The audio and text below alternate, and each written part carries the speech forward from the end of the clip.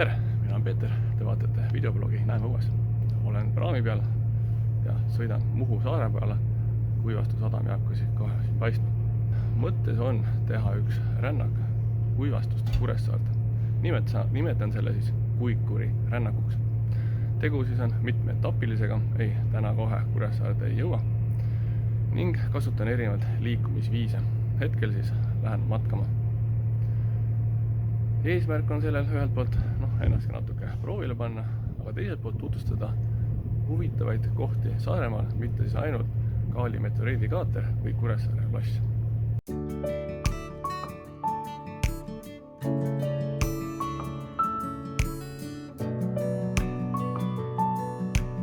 Kuivastu sadam.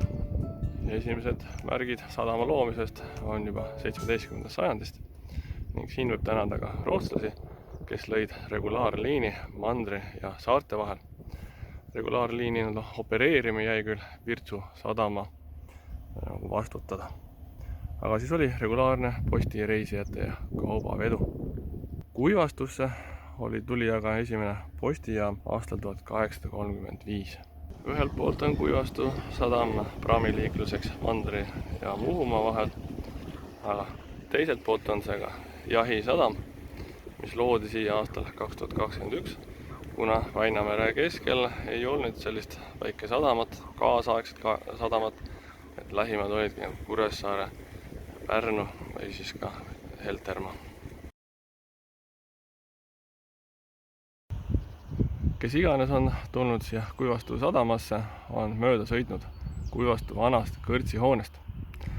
Ehitama hakati seda 1840 ja on 11 dolomiidist sammast. See on üks väheseid säilinud kivist maantee kõrtse. Praegu seisab ta tühjana, eks on raske talle leida sisu või funktsiooni.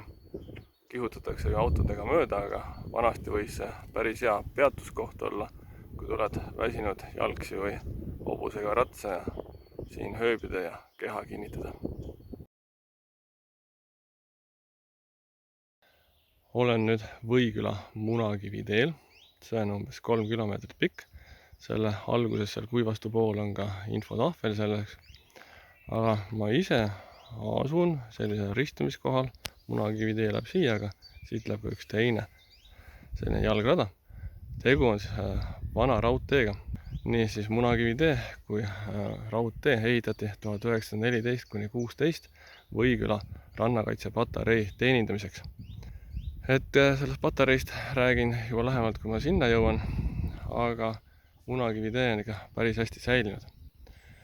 Ja kui vaadata, kui soine siin on ja see ennapoole ka värava oja jäi, et see maastik on siin päris soine, ehk selle põhimõtteliselt sellise tammi tegemine, nii raudteetamm kui maanteetammi või kivide tammi ehitamine, päris korralik ettevõtmine.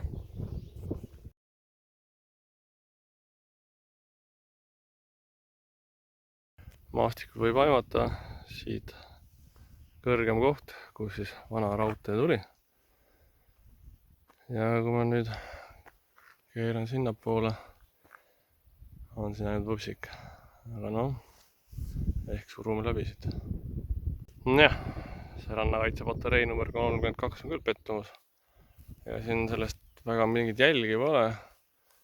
Jah, need künkad on, miks ma kahtlustan, see on nõukaajal see on silo auguks tehtud hoopis. Aga siin need künkad ühel ja teisel pool.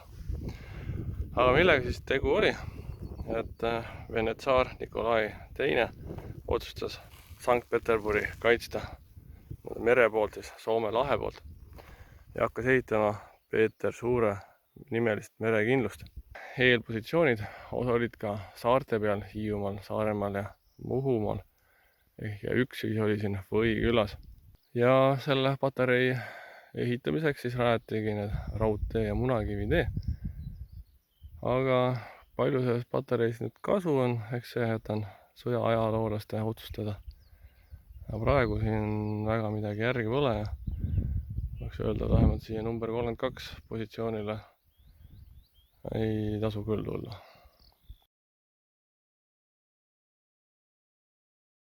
No nii, patarei number 36 juures on ka ilus infotahvel olemas, kus siis väidab, et siin oli 5 positsiooni 10-tollise läbimõõduga suurtükkidega.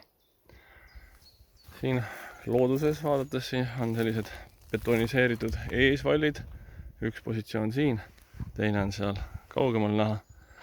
Aga eks ta siin kõik paras looduses ja võsas ole. Aga tüüpiliselt iga selle eesvalli taga on tiik, nii et arvata võib, et tiigis oli see, kus oli siis suurtükk. Siin on nüüd näha ühe kaitsepositsiooni betoonist valatud, ma ei tea, platvormi alust. Aga siin on näha, et puitu on kasutatud konstruktsiooni elemendina, et too hetk just raudarmatuuri ei olnud.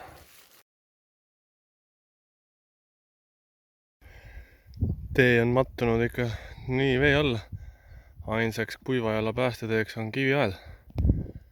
Siin on ka paras mülgas. Nojah.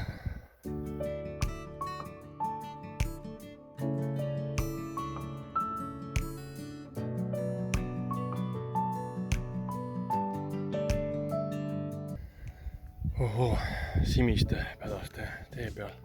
Auto on vist üle sõitud nastikust.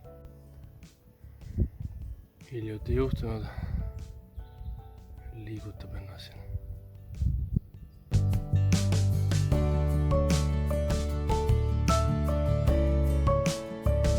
Nii, oma rännakul jõudnud Pädastesse, Pädaste parki, mõisakompleksi.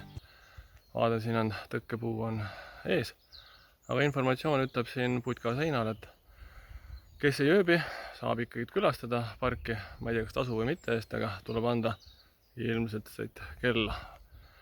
Lähen ja proovin, kas saan sisse. Aga see on avatud ainult 12-7 ja suveaegadel. Täitsa tehti värava lahti ja majadesse siis paluti mitte siseneda, aga parki võib külastada.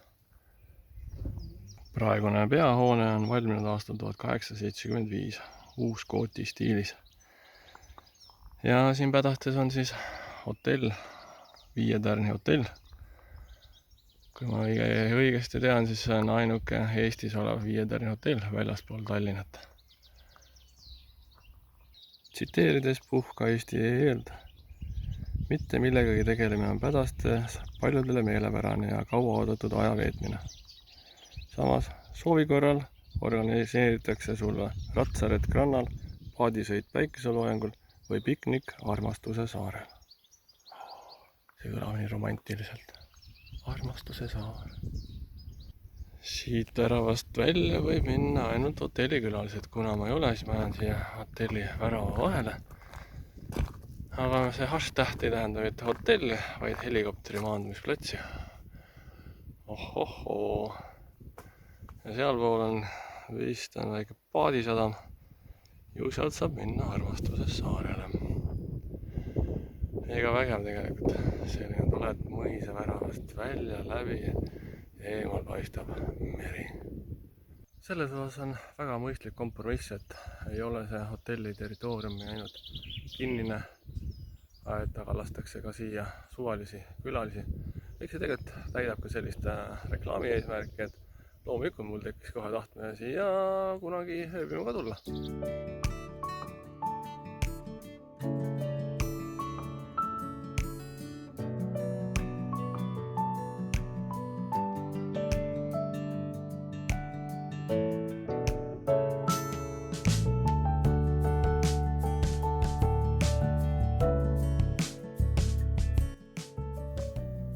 Täiesti juhuslikult tee peal on selline punkt nagu Rannamesila mesi. Siit saad osta, on nüüd iseteenindus, saad osta mett ja küttepuid. Küttepuude hind on 5 eurot, ma eeldan, et see kott. Ja purgid, mis siin on, suur purk 5 eurot, väike purk 3 eurot. Kreemiasmesi, klassikaline õiemesi, kärjekaaneetisemesi. Valikut on. Nii et kellel on vaja mett või küttepuid, siis tulge ja ostke.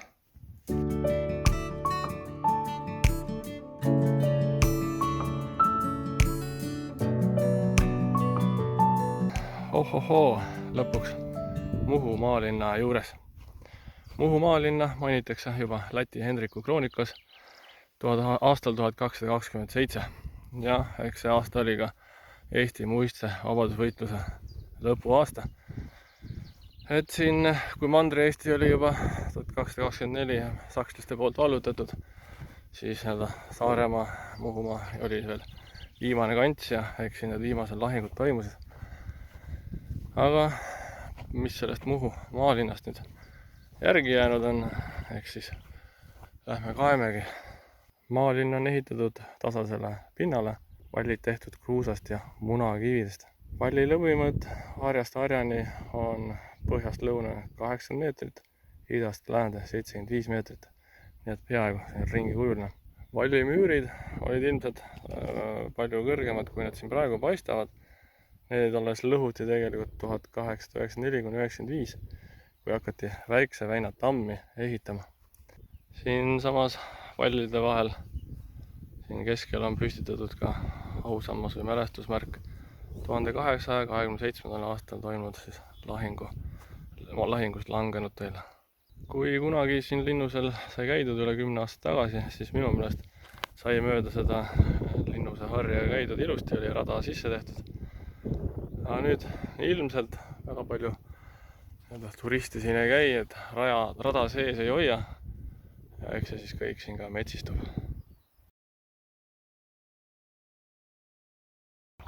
No nii, järgmine peatuspaik, Eemu tuulik.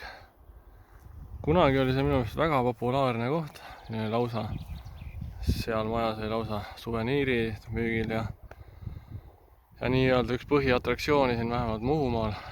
Aga nüüd on see kuidagi nagu soiku jäänud. Seal on jah informatsioon, et sularaha saab sinna postkasti panna või annetusi teha ja siis siin tuuliku või siin territooriumil ringi käia. Kes soovib tuulikusse sisse saada, see peab eritellimuse tegema Muhu muuseumi kaudu. Aga nii see on, ajaga muutuvad teatud asjad populaarsemaks, teised vähem populaarsemaks. Eks see loodetavasti turismihooaeg on algamas, et siia mõni turist ikka tuleb vaatama ka.